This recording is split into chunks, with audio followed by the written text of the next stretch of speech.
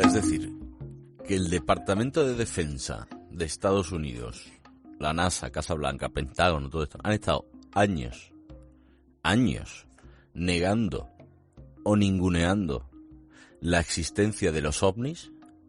Resulta que desclasifican 162 documentos llenos de fotografías, vídeos, con vehículos completamente desconocidos aéreos, con formas extrañas.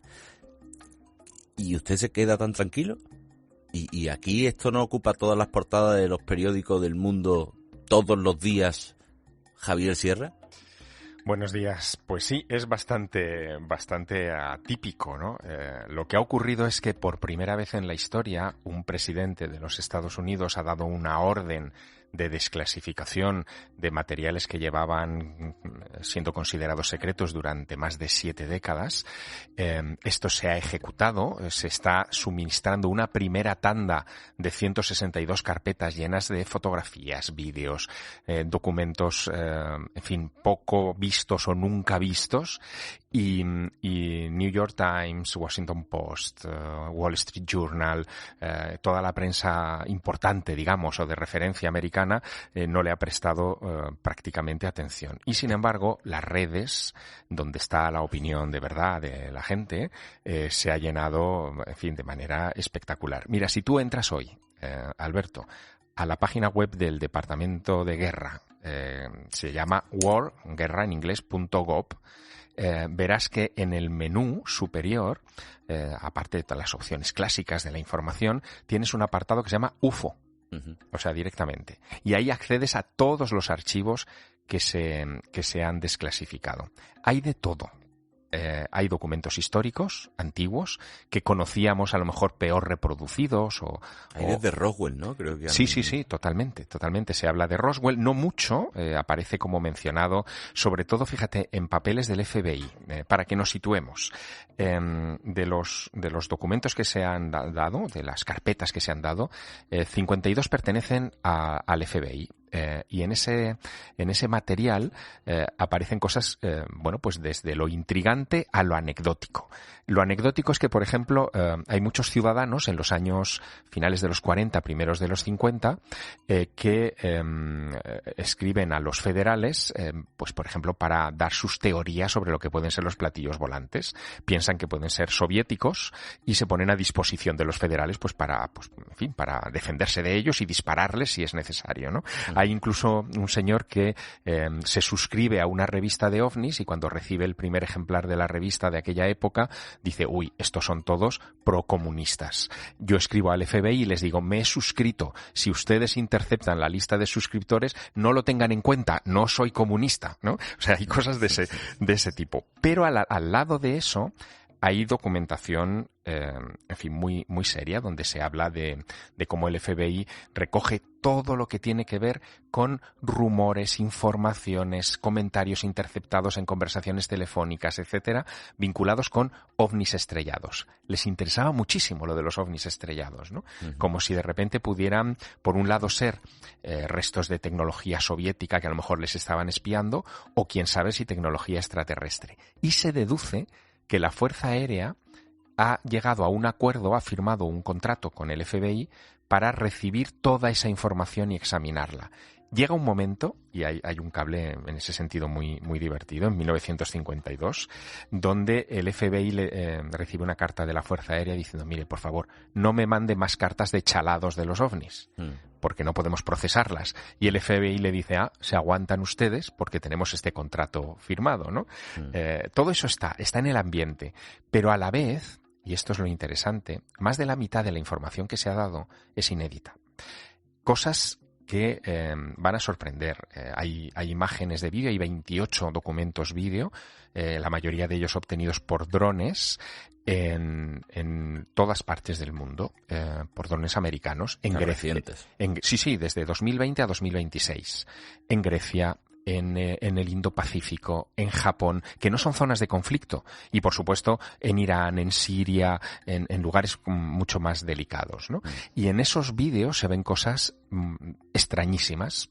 Por ejemplo, luces que vuelan a una velocidad, en fin, pequeña, sostenible, de unos 200 kilómetros por hora, pero que de repente hacen varios giros sucesivos en ángulo recto a esa velocidad sin disminuir. No hay tecnología humana que sea capaz de hacer eso, o que nosotros conozcamos. Y sin embargo está recogido en estos vídeos. En fin, que como te digo, el tema es interesante. Es que quiero que hablemos de algunos episodios en concreto, porque sí, claro, dentro de esta desclasificación hay varios departamentos. Tú has mencionado al FBI, está el Departamento del Estado, el Departamento de Estado, y está el Departamento de Guerra, y también hay documentos que ha desclasificado por orden de Donald Trump la NASA. Martín Sierra, buenos días. Buenos días, Alberto, ¿cómo estás? Muy bien, amigo mío. Vamos a ver. 1969, bueno, quiero que me hables del Apolo 12, sobre todo del Apolo 17, y de las transcripciones de las cosas que dijeron los astronautas, que os complementéis el uno al otro porque estas historias son increíbles. Bueno, desde luego, o sea, se han estado desclasificando estos documentos del corazón de la carrera espacial, de las misiones lunares del programa Apolo. Hasta este momento no habíamos visto estas fotografías que habían sacado tanto del Apolo 12 como del Apolo 17. Hay 6 fotografías en total, 5 del 12 y una del 17, en la que los astronautas desde la superficie lunar fotografían en el cielo lunar una serie de objetos que no figuran dentro de las fotografías que habíamos visto hasta la fecha y en las propias conversaciones que ellos tenían entre ellos durante la misión. Comentan estos incidentes, lo comentan con Houston y desaparecen de las transcripciones hasta hoy. Esto no solo es tanto que se haya ocultado esto y que no ha estado visible para el público durante los últimos 50 años, es que ¿qué más hay que no hemos visto del programa Apolo? Claro. Porque tenemos un gran abanico de transcripciones, un gran abanico de transmisiones, pero sigue habiendo cosas que no sabemos. Javier, tú y yo hemos hablado muchas veces de que en los propios vuelos, ya no solo en la superficie de la Luna, sino que en los propios vuelos hay muchos astronautas que han dicho que habían sido acompañados por luces que maniobraban alrededor de la nave, que todo eso se lo comunicaban a Houston. Creo que ha habido incluso algunos análisis de espectrometría que se han desclasificado en esto, pero claro, eso eran rumores, ¿no? Cosas que incluso habían contado algún astronauta luego en alguna entrevista, pero a la que no se le dio la suficiente, no sé si cobertura o credibilidad. Efectivamente, hasta esta semana todo eso era anecdotario de la carrera espacial, es decir, los astronautas en alguna ocasión habían dicho que habían visto cosas o luces, pero sin darle una importancia exagerada. Habían ocupado algún titular en prensa y, por supuesto, en programas de radio y en emisiones de televisión era un asunto que se comentaba. Pero esta es la primera vez en la que la propia NASA reconoce que esas anomalías, esas situaciones sucedieron y nos da más información. En el caso de las misiones Apolo sobre la superficie de la Luna, esto es muy intrigante porque en esas fotografías lo que aparece es como luces, a veces en forma triangular. Hay una formación en triángulo que aparece muy singular, que aparece tanto en el Apolo 12 como en el Apolo 17. Parece la misma. Parece la misma. A más distancia en la foto del Apolo 12 que en la del 17. Pero son muy similares en forma. Y sabemos, por la posición del Sol, que se deduce de las sombras que aparecen en la imagen, sí, a la izquierda, ¿no? Eso es, que son no son luces probablemente que emitan luz, sino que son luces por reflejo. Es un reflejo de algo que en ese momento está flotando sobre el cielo lunar. Pero es que se ve claramente que está flotando. O sea, y además no puede parecer, o sea, no es una edición en la fotografía, no es, en fin. Pero puede haber algún sitio más solitario que la Luna, claro. Es decir, donde no haya nada en el cielo lunar y sin embargo ahí aparece. Pero fíjate, a mí de todo lo que hay, no sé si Martín estará de acuerdo, pero de todo lo que se ha desclasificado, lo que más me ha sorprendido es lo relacionado con la Apolo 11, la gran misión lunar, en fin, la que todos tenemos en la cabeza, de Armstrong, Aldrin y Collins. Tiene un capítulo que no habíamos visto hasta ahora, y es que cuando regresan los astronautas, los 3 astronautas de su misión, ellos elaboran un informe que se llama el debriefing, que es un informe en el que cuentan de su puño y letra lo que les ha sucedido, sus recuerdos. Bueno, esto se hace en misiones espaciales, militares y de todo ámbito. Al final eran pilotos, tenían que hacer un pre-briefing y un debriefing cuando volvían a la Tierra. Y en ese debriefing cuentan varias cosas increíbles. Por ejemplo, que de camino a la Luna, en el viaje de ida, claro, ellos están atentos a cómo se despega su nave del cohete propulsor y de las fases del cohete, ¿no?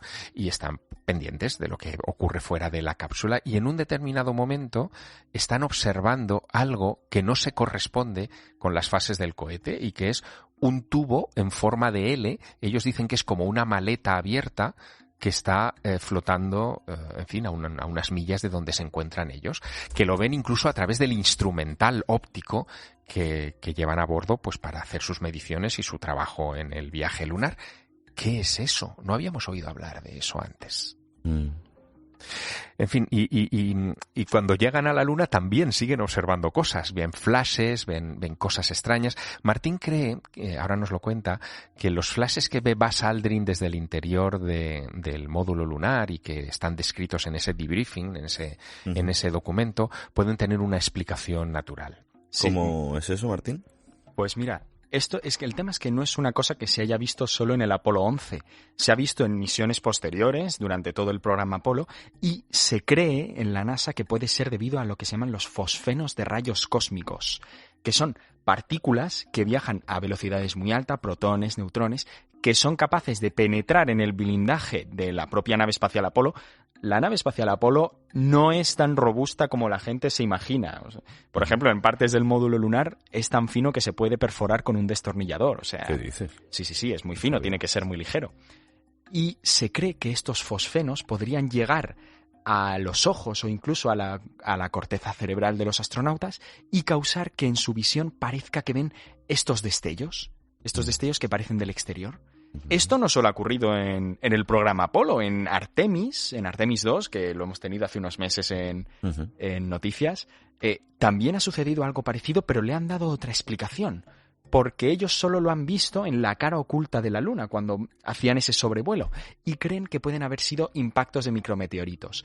Estos destellos, que se vean cosas raras durante el vuelo, es algo normal, sobre todo Vale. Si tenemos en cuenta lo poco que hemos estado ahí, que hemos hecho, ¿cuánto? Cierto. 8 o 9 viajes a la Luna en toda nuestra historia. Pero Entonces, también es todavía cierto queda mucho. que esos destellos yo lo puedo entender. Pero claro, las imágenes No, las imágenes son otra cosa. Es que, claro, yo necesito que vosotros me digáis qué son, pero ¿hacia dónde creéis que va esto? Porque yo he escuchado muchas teorías, que estas sí es verdad que entran dentro de las conspiraciones, que dicen que, por supuesto, tienen conocimiento y saben de la existencia de los extraterrestres, y no solo eso, sino que tienen contacto con ellos, que, insisto, ya forma parte dentro de las conspiraciones, que es muy divertido, pero dicen que lo primero es enseñar estas fotografías, que luego es enseñar un vídeo claro de la forma de esas naves con más detalle y luego presentárnoslos directamente.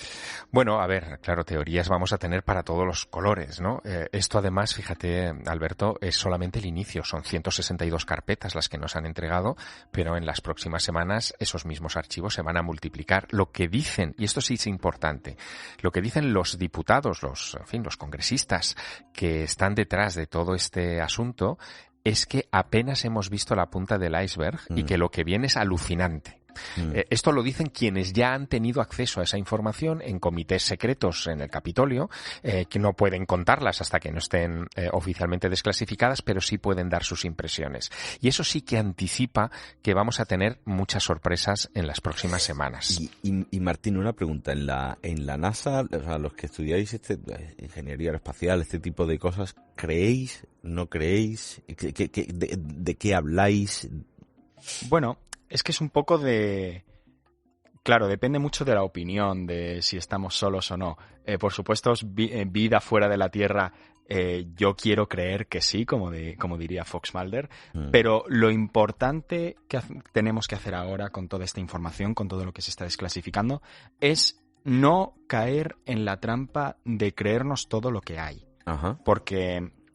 Por ejemplo, esto de los flashes, claro, en el 69, cuando los astronautas vuelven de la Luna, no tienen ni idea de por qué sucede esto, o de las razones. Pero ahora estamos encontrando explicaciones plausibles para estas cosas. No todo tiene que ser la noticia, la revelación de que no estamos solos en el universo y que están con nosotros. No, tenemos que actuar con muchísima cautela, porque es un tema muy delicado. Y al final... cuando utilizamos el nombre OVNI nos estamos refiriendo a eso y los astronautas se refieren a eso cuando hablan de ello. Objetos voladores no identificados. Ellos están haciendo su misión y ven algo que no saben qué es. Yo vuelvo a poner sobre la mesa, Alberto, una cosa para nuestra consideración. Fíjate en qué momento se está produciendo esto. Estamos en el mes de mayo, la primera desclasificación se ordenó el viernes, es decir, el día 8. Dentro de 4 semanas, no llega, se va a estrenar mundialmente la nueva película de Spielberg que va de esto. O sea, va de extraterrestres, pero se llama el Día de la Revelación, aunque en inglés es The Disclosure Day, el Día de la Desclasificación, y va precisamente de la revelación, de cómo revelas a la opinión pública que no estamos solos. Y eso viene a cuento de lo que tú antes decías. Nos están condicionando, es decir, se está preparando a la opinión pública poco a poco con esto para dar una noticia, y si es así, ¿qué clase de noticia es tan importante para que, por ejemplo, el ministro de Defensa, en fin, el secretario de Defensa, Hegseth, y otros diputados se estén reuniendo en estos días con predicadores y responsables religiosos del país para contarles estos archivos? Esto se está contando ahora a autoridades religiosas. ¿Qué tiene que ver la autoridad religiosa con este asunto? Bueno, pues todo esto es ese mare magnum interesante que se está produciendo ahora mismo en los Estados Unidos y que, como te decía, para nuestro asombro, no está en la portada del New York Times y apenas, bueno, en los periódicos españoles tampoco ha aparecido gran cosa. Solo el país se ha ocupado de este asunto, solo el país. ¿Qué está pasando para que no estemos mirando hacia esto y estemos analizándolo? Bueno, nosotros sí que lo haremos desde luego y en las próximas semanas no nos vamos a perder detalle de este tema. Oye, déjame que recomiende una cuenta de Instagram. La tuya está muy bien, Javier Sierra.com, pero es que quiero recomendar la de Martín, porque Martín está empezando a contar cosas. El otro día lo subí yo a mi Instagram. Sigan a Martín Sierra si quieren enterarse de las últimas cosas que publica la NASA, de la carrera espacial, de todo lo que tiene que ver con naves y con viajes al espacio. Martín /Sierra 07. Tienes que seguir con esto, ¿eh? Exacto, no, seguiremos con esto porque va a haber un montón de noticias y de historias, porque también hay muchas cosas que la gente no ha leído, no ha investigado y que pueden caer mucho en la conspiración. Y claro, lo chulo que tiene toda la historia espacial es que al fin y al cabo es una carrera humana, es una carrera científica, es algo que podemos explicar. Queridos Sierra, Javier, Martín, seguimos hablando, ¿eh? Un fuerte abrazo. Un gran abrazo, Alberto, muchas gracias. Chao.